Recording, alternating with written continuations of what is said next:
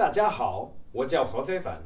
Hi everyone, my name is Anthony. Today we're going to talk about sentence structure and word order in Chinese, which is a super important topic. Just like in English, the order of words in a sentence determines the meaning of the sentence. We know that a sentence like John sent Mary a letter is not the same as Mary sent John a letter. So just by ordering the words in the sentence, you can change the entire meaning.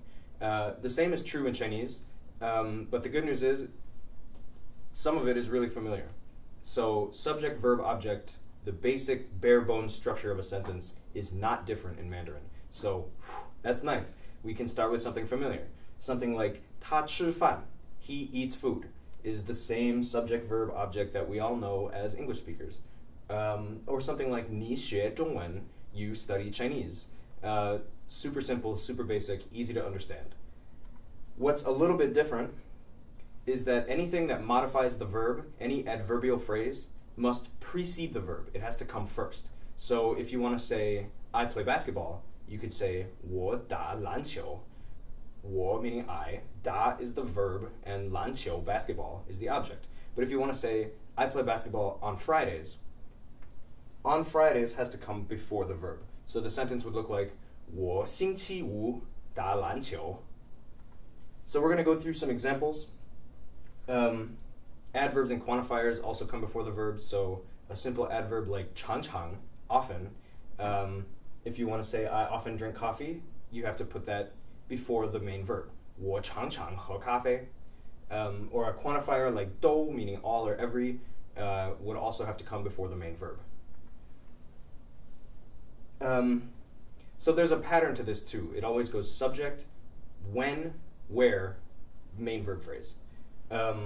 So a sentence like 姐姐, older sister, 明天在家看书, means older sister will read a book at home tomorrow. But tomorrow has to come before at home, which has to come before 看书, the main verb. So that's the general pattern for all Chinese sentences. It's going to be who, when, where, what. Subject, when, where, verb phrase. So you don't always have to have every one of those components. You could just say 爸爸早上喝咖啡, dad drinks coffee in the morning. And so you're kind of leaving this where box blank. But the when in the morning still has to follow the subject and precede the verb. 爸爸早上喝咖啡. The next example is 医生, doctor. 医生在纽约工作.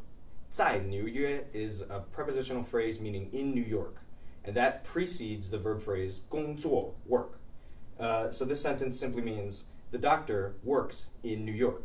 医生在纽约工作. And finally, we have one where all the boxes are filled in. 律师星期六在上海. I got my tones wrong there. 律师 Let me try that one again. 律师星期六在上海开会. So 开会 is a verb phrase meaning to hold a meeting. So this sentence means that the lawyer will hold a meeting in Shanghai on Saturday. 律师星期六在上海开会. So lawyer, Saturday, in Shanghai, will hold a meeting.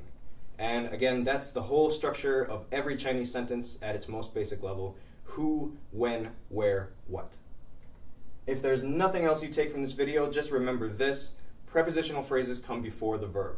It's so important. It's the most common mistake that we as English speakers make when we're trying to speak Chinese. Prepositional phrases come before the verb. That's all you got to remember. And that's all I got for today. So, 再见.